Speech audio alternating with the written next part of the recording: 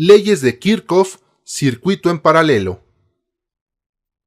Considerando el ejemplo de las tres resistencias visto en la clase anterior, en un circuito en paralelo, la corriente se reparte y la tensión es la misma.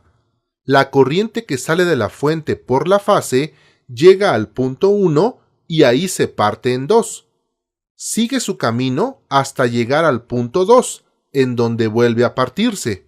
Después, viene de regreso por el neutro, y cuando pasa nuevamente por el punto 2, se suma con el punto 1. Así, se cumple la primera ley. La corriente que sale de un punto es la misma que regresa. Entonces, el punto donde se divide es la fase, y el regreso es el neutro.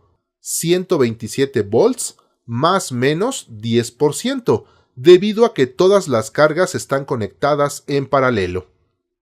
Dando valores al circuito, supongamos una fuente de 100 volts y las tres resistencias en paralelo. Por concepto, la tensión en las tres resistencias es la misma, 100 volts. Esto debido a que en un circuito en paralelo, la tensión es la misma y esto se cumple teóricamente. Ahora debemos determinar cuánto es la corriente que sale de la fuente y cómo se va repartiendo en las tres resistencias. Para ello, debemos transformar este circuito en un equivalente que tenga una resistencia que represente a las tres. Para un circuito paralelo, se obtiene con la siguiente expresión: el inverso de la suma de los inversos. Sustituimos valores de las resistencias. Haciendo las operaciones tenemos 1 entre 0.08, da 1.25 ohms.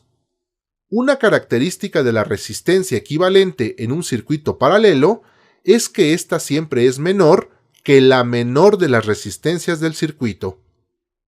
Ya con la resistencia y la tensión, entonces la corriente de la fuente será 100 volts entre 1.25 igual a 80 amperes, que se van a repartir en las tres resistencias.